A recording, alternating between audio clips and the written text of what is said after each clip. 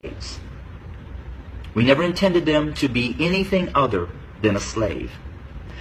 But they began to grow in number and in power, and eventually they fought their way to some freedom. So we became even more cruel, and to keep our black Americans down, we lynched. But yet they rose. So then we used the welfare system, the criminal justice system, to keep them down, to contain them, to destroy them. But yet they rose, and they're rising. Then we built prisons and jails to hold them. Yet they rose. And so now we are doing exactly what the Pharaoh did at the end, sending out a decree: kill them. So until we admit that when we wrote this Constitution that all men are created equal, that we never intended to include our black brothers and sisters, our nation may end up facing exactly what the Egyptians faced when they refused to let God's people go. So I'm going to say this to my white fellow Americans, that the bloodshed that is on its way is not on the hands of our fellow black Americans, but is on our hands. We are the ones that are refusing to let God's people go. We are the ones that are refusing to acknowledge that we do not value our black brothers and sisters as equal individuals or equal Americans as us white men. And to my black brothers and sisters, the racial issues, as I've said, have been there from the very foundation. But why do we see it more? Because there's a shifting. See, us white men have been at the head since the foundation. But we've had a black president. And you know, we've done everything in our power to keep him from really changing things.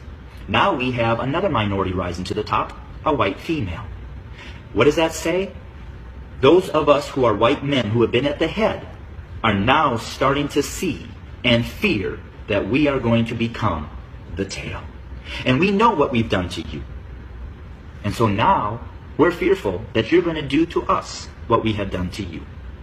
But I will say this. I've lived in a black community for 23 years. I've never been treated the way that this country has treated my black Americans. So I call out my white Americans to say we better heed, repent, acknowledge, and change. Because if we don't, I just want to again say this: the bloodshed. To my black brothers and sisters across this country, I'm sorry. I'm asking for your forgiveness because I see it. I see men like me rolling back the protections for equal employment rights that you fought centuries for. I saw it yesterday as we incarcerated a generation of your children and then profited off of their unfair sentences. I saw it in the history books as men who looked just like me imprisoned and shackled people who looked just like you. Hello my brothers and sisters, hope you are fine wherever you are. So today let's answer this question. Are these blacks God's chosen? Do they have a great favor from God? Is it true that God's hand is over these people? Or are whites' anger and pride coming back against them? So let's watch this compilation until the end, and I'll be back with a little discussion. I just want to start off by saying that I feel really weird doing this video, but I have to because last night God came to me and it's a lot. And I remembered I remembered everything as God was explaining this to me. So God explained to me that black people are the chosen people. Why? Because black people have had to stand up to authorities more than anyone. And if you think about what that means, standing up to authorities isn't really fighting them. It's telling them, hey, like, you're not treating me right. You're not above me, right? It's another way of saying God created all of us equally. And that's the truth. If you think about it, the government authorities, they're not above you. They're just playing a role. They're wearing a costume. But true freedom, which is what we were created with, is such that everyone is on an equal playing field. If you removed the systems, the government, we're all equal. No one is above you. No one is below you. And so that's why Black people are the chosen people, because they've had to do that more than anyone.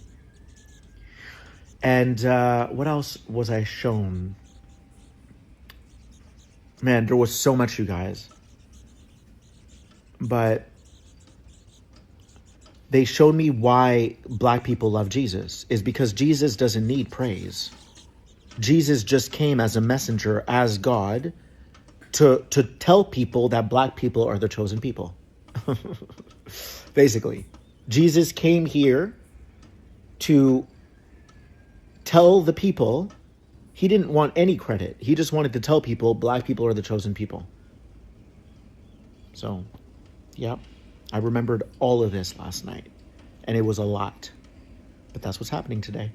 Sorry, there's one more thing that God told me last night that I almost forgot. God told me that Jesus's soul is like black. It's like a black person.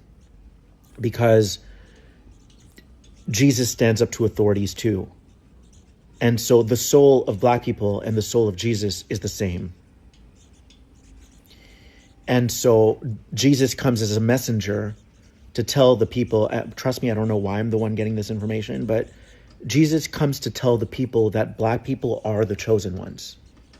That their soul is the closest thing to God, because God wants people to know that they're free, that that's their birthright, that your birthright is to stand up to authorities and be like, hey, you're not above me. We're brothers. Like, we're the same. We're equals. So yeah, that's all. I love you. I 100% agree that the United States owes the Black community reparations, and this is why. It's not about white people owing Black people. It's not about white people being punished for the sins of our ancestors. In fact, it's quite the opposite. It's about white people standing in solidarity with a community that has suffered grave, egregious injustices at the hands of the United States government.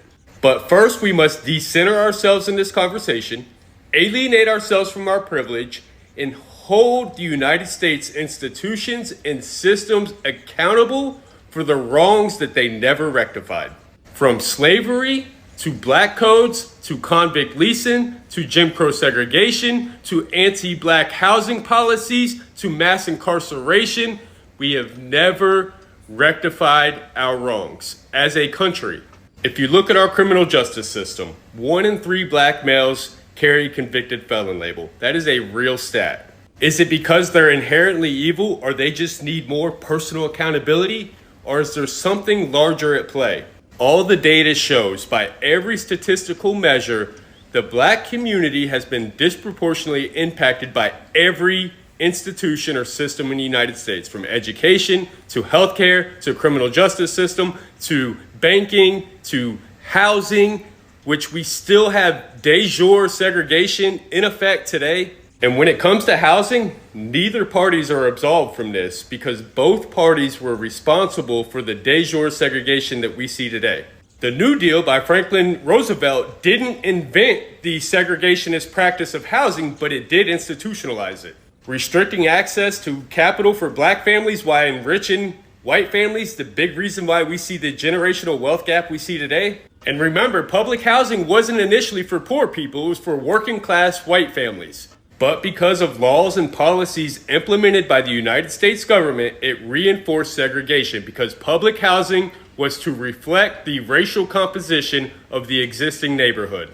And we had redlining and gentrification of neighborhoods, the residual effects of all these policies that we still see today. Reparations is about rebuilding and investing in the Black community.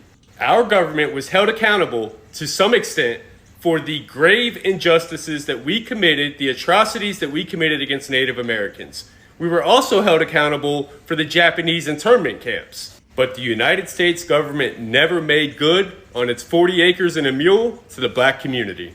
Everybody else got paid. The United States was held accountable for these injustices. I'm a convicted felon. I had to pay a debt to society, to the United States government, to the state of Florida for the crimes that I committed. I was held accountable. To this day, my past is still being used against me. In fact, if I were to go before a judge today, the first thing he would do is bring up my past and say it's probably a pretty good indicator of what my future will be. But we don't keep that same energy for our government. We don't hold them to the same level of accountability and to the same level of scrutiny. So if you're thinking to yourself, I don't know anybody, you're absolutely right. But our government does. And as citizens of the United States who uphold the Constitution, it is our duty, it is our responsibility to hold our government accountable. As taxpayers, as citizens of the United States, we all pay, not just white people. Anytime there's an injustice in the United States by a government agency, whether it's the police department, sheriff's department, any government agency, the taxpayers are always the ones that foot the bill. Why? Because in America, we believe in justice, or at least we say we do. No matter what side of the aisle you're on, I'm sure we can all agree that our government is corrupt. Stop allowing them to make us turn on each other. What better way to stand in solidarity with our brothers and sisters than to advocate to make right what has been wrong and never been rectified? People ask me all the time, what are my solutions to the problems that I speak on?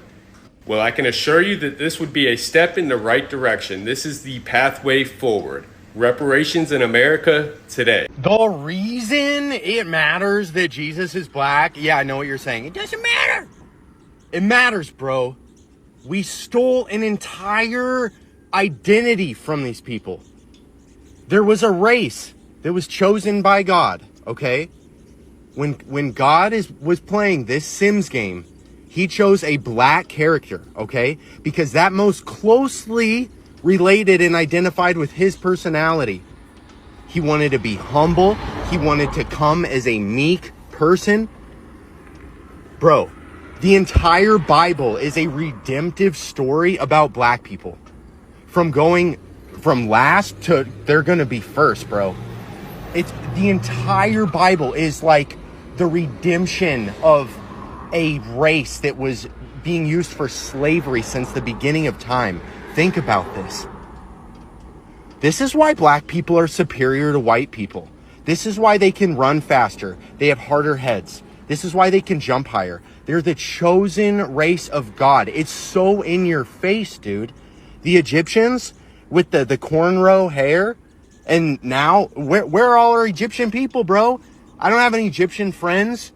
I've never met an Egyptian, dude. It's like they just disappeared, dude. What happened to that whole race of people? It's black people, okay? When you read the Bible, the reason it doesn't make sense to you is because you're not replacing the word Jew or Hebrew with black person. Black people. You have the most sacred, beautiful position. You have the biggest shoes to fill. I am so sorry for everything. You'll all see. You'll all see when we get up there. You'll see when we get up there and Juicy J is playing. Okay? You'll be like, oh! Oops. Crazy dude on TikTok was right. It's everywhere in history. White people whitewash history wherever we go. We take that for ourselves. Bro, the Egyptians had electricity, okay? The Luxor, the Black Pyramid that shoots up light into the sky. What do you think that's about, dude? They had electricity, dude. The Nile had all the elements for batteries and electricity, like the copper and the salt water and the limestone and everything. Look up the Djed Towers, dude. Anyway, Jesus is black and he's coming back. Jesus was a poor, Middle Eastern, Palestinian, Jewish peasant who lived in the first century. That means he had darker skin, that he was Middle Eastern, and that he was both Palestinian and Jewish. That is Jesus' identity. We know that Jesus is portrayed as a refugee. Jesus, in the text, is marginalized in pretty much every way. Why do churches not describe Jesus in that way? Racism. churches in the United States have been very racist places. And that's why that Sunday mornings at 10 a.m. have been described as the most racist hour in America. We want to make Jesus in the United States this white Jesus. And so I have compared this in articles to the white nationalist Jesus versus the historical Jesus. And the white nationalist Jesus, which is continuing to gain momentum right now, you might also call it the MAGA Jesus, is the Jesus who has blonde hair and blue eyes, who cares about everybody being rich, who doesn't want any outsiders in this country, who just wants people to be able to make money and live a comfortable life, compared to the historical Jesus who welcomed absolutely everyone, who was brown, and who said that the last shall be first and the first shall be last. He was talking about a radical social order. And so I think one of the things that churches need to do is do a much better job of talking about who the historical Jesus was, because one thing we can say for sure is that he wasn't white. When white people in the United States balk at the idea of paying reparations to black Americans who descended from slaves, they disagree with the Bible. To begin with, let's first define what reparations mean. Reparations are a form of compensation or restitution made to those who have suffered injustice, specifically in cases of racial inequality, discrimination, and slavery. The idea of paying reparations to black Americans is not a new one. It has been a topic of discussion for decades, if not centuries. However, it has gained renewed attention and support in recent years. Dr. Martin Luther King Jr. also advocated for reparations in the form of economic advancement for black Americans. As a Christian, I believe that reparations are not only a matter of justice and equality, but also a reflection of God's character. In the Bible, we see numerous examples of God's concern for the oppressed, the marginalized, and the downtrodden. From the Israelites' liberation from slavery in Egypt to Jesus' ministry among the poor and the outcast, we see a consistent theme of God's love for those who are on the margins of society. One of the key biblical principles that underlie the idea of reparations is the concept of restitution. In the book of Leviticus, we see God commanding the Israelites to make restitution to those whom they have wronged. Leviticus chapter 6 says that if anyone sins and commits a breach of faith against the Lord by deceiving his neighbor in a matter of deposit or security or through robbery, or if he has oppressed his neighbor or found something lost and lied about it, swearing falsely, he shall restore it in full and shall add a fifth to it and give it to him to whom it belongs. This passage emphasizes the importance of making restitution to those who have been wronged, and not just restoring what has been taken, but adding to it as a form of compensation. This principle of restitution can be applied to the issue of reparations to black Americans who have suffered centuries of enslavement, discrimination, and systemic oppression. Another biblical principle that supports the idea of reparations is the concept of Jubilee. In Leviticus chapter 25, God commands to the Israelites to observe a Jubilee. This was a radical idea of economic justice designed to prevent the accumulation of wealth and power in the hands of a few and to ensure that all members of society had equal access to resources and opportunities. The idea of Jubilee can be seen as a model for reparations in that it seeks to address the root causes of inequality and oppression rather than just treating the symptoms. By forgiving debts, freeing slaves, and returning property, Jubilee seeks to create a more just and equitable society, one in which everyone has the opportunity to flourish. As a Christian, I believe that paying reparations to black Americans is not only a matter of justice and equity, but also a reflection of God's character and values. Through the biblical principles of restitution and Jubilee, we see a model for how we can address the historical and systemic injustices that have plagued our society for far too long. While the issue of reparations is complex and contentious, I believe that as Christians, we have a responsibility to seek justice.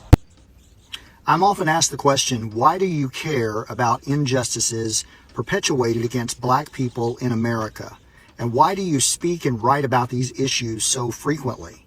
My answer is that we would all do well to care about what happens to our fellow citizens, because what happens to one impacts the lives of all of us eventually.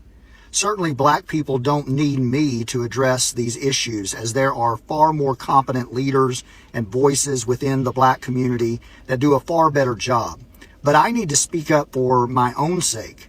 I need to speak up and continue to address the residual racism that hinders my heart from the compassion and empathy that is necessary in our world.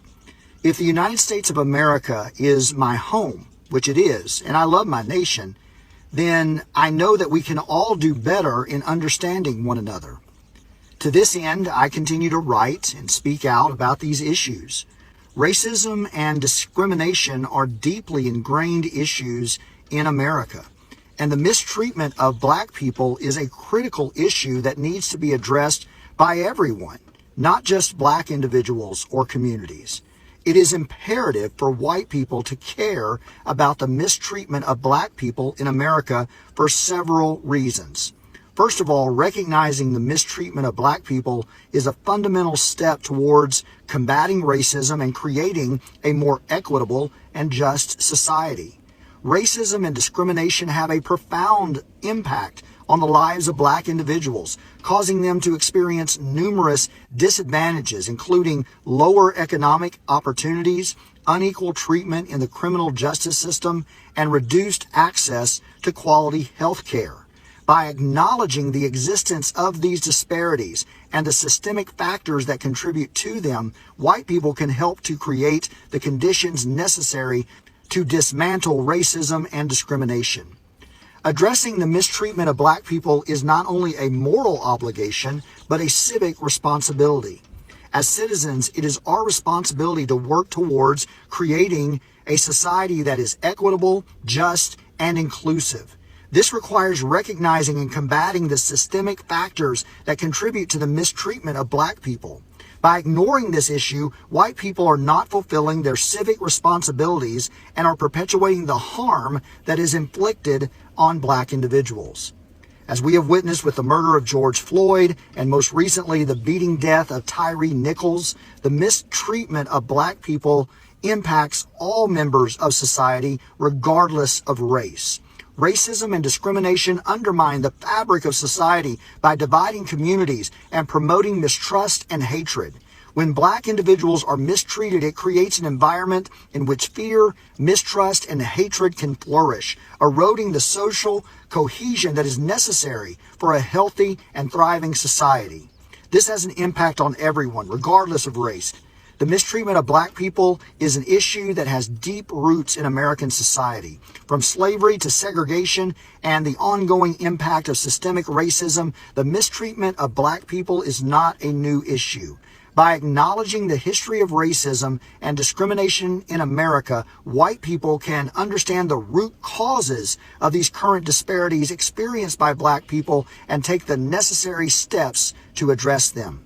This is why I speak up. To all black women of America, I want to express my heartfelt apology for the role that many white Americans, including white women, played in electing Donald Trump.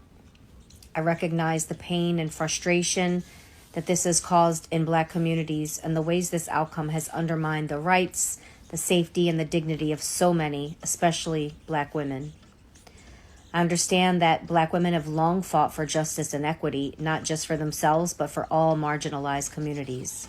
And your commitment to truth, resilience, and progress is truly inspiring. As a white person, I'm aware that part of my responsibility is to listen, learn, and actively challenge systems that harm and marginalize. And it's clear that actions speak louder than words. I'm still committed to doing the work necessary to help build a future where all voices are heard and respected. Thank you for your continued strength and leadership. I'm committed to being an ally in creating positive, lasting changes so that we can all live equally in this country. To all of the white women who let everyone else down, check back with me in 4 years. I'm sorry for your daughters. I'm sorry for your sisters that you made a choice to vote a convicted criminal into the presidency. You complain about crime committed by people who came to this country to seek a new life, but you weren't worried about putting a criminal in office again. You must be aware that he's about to use his power to save himself and to save every insurrectionist who was sentenced as a result of the insurrection. You are truly about to see what misuse of power looks like. Upset about the video that I released saying that the real Jews are black. All right?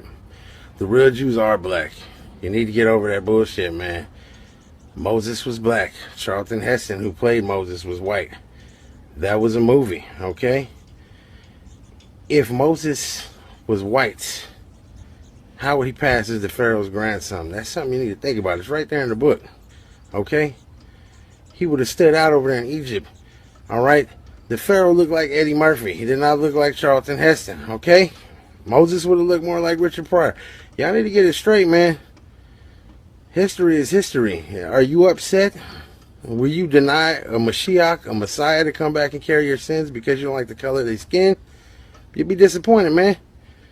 Do you care? Do you want a skinhead Yahusha? Is that what you want? You want what you call Jesus to come back, carry your sins only if they fit your requirement of skin pigment? Just don't make no sense, man.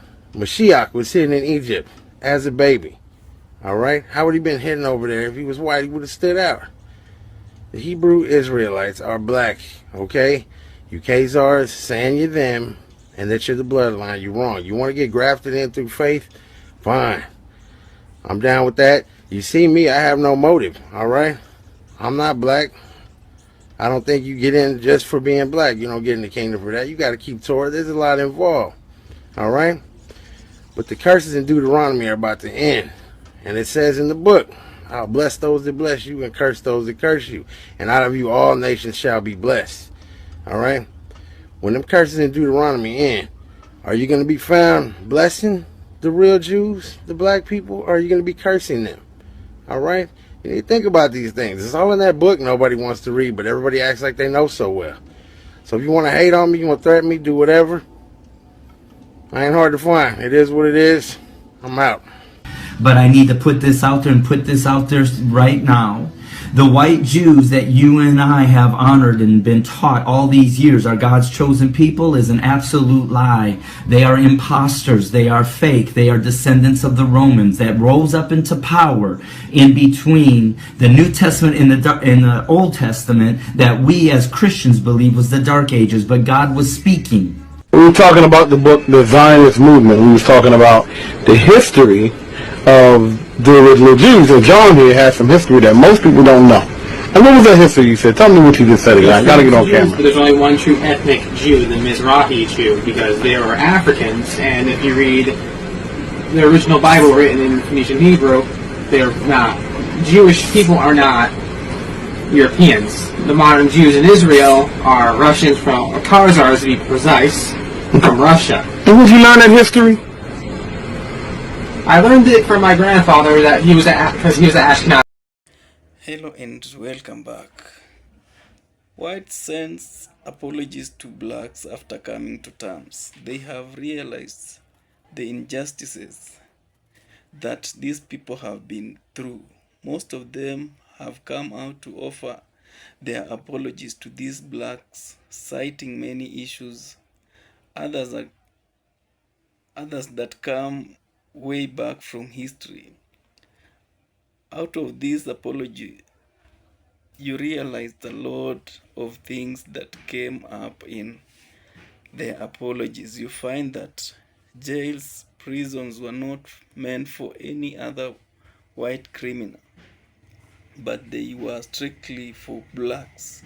They were supposed to be locked in there to make them not to move freely, not to associate with whites, so that When opportunities arose, they were not there to grab them. They locked them inside just for the whites to benefit from chances and that come by. Locking them meant that they could not go to school. Their children will not go learn with those white kids. That meant that no education, no health care, because in these jails, hospitals, and schools were not present.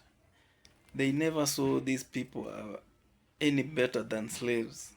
You see, these whites came out, and you see these whites come out and talk their thoughts, and in my real sense, I feel like all whites have shared the same thought.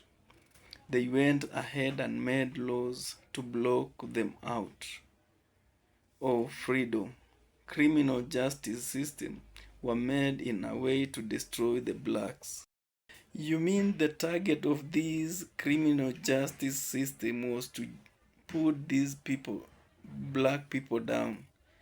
Even others became jealous of these people, and others were killed in the process, just to make sure that they are not seen anywhere near the top. Some did whatever it took for these people not to grow in numbers. But despite all these, numbers kept rising. They kept fighting. Many were killed, but they never gave up. Many of them were killed fighting for their rights, but that could not deter them from saying the truth. They went on until these oppressive laws were changed. They were never afraid of losing their lives. No matter how intimidated they were, they kept the fight until when they came to freedom. All this was done to them, but they stood firm and came out great. They rose in numbers despite all this. They went ahead and even emerged at the top, even became president of that nation.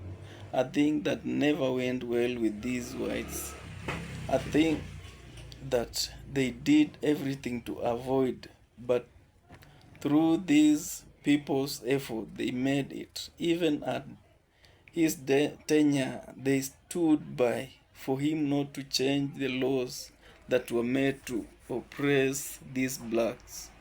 So these people coming out and apologizing to the blacks can be interpreted in two ways. One, they have come to their senses. They have realized that these are the chosen ones, the God's chosen, because whatever they have tried to do, these people go through and come out shining. Despite all these discrimination and blockages, they have come out on top. Recently, we talked about blacks inventing everything. This is even after them being locked down by the laws that were made to put them down. It seems that these blacks have this favor from God. In each and everything they do, they emerge at the top despite anything that is put there to pull them down.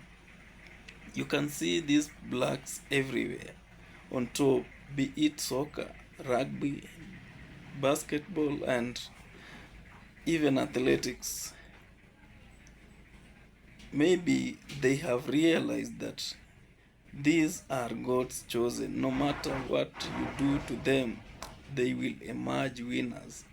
No matter how you try to pull them down, they will always be at the top. So they have decided to accept the truth and move on and find how to live with these blacks and be as one community and one people with no And two, on the other hand, these people are not honest. They can't be trusted. Maybe they are doing this to fool us because there is no way these whites can accept bare truth that these blacks are on top of them and taking everything that they enjoyed and took control of in the past. So blacks are so suspicious, not knowing what these whites are up to. They are not trustworthy. They can do that just to fool us. Maybe it's a trap that is being set for us. So let's watch and see the truth. When time goes, the truth will come out and we will know the truth. So thank you for your time. I appreciate, and if you haven't subscribed, please consider subscribing. Also share, like, and always remember to leave a comment for me to know your thoughts about this matter. So see you on my next episode.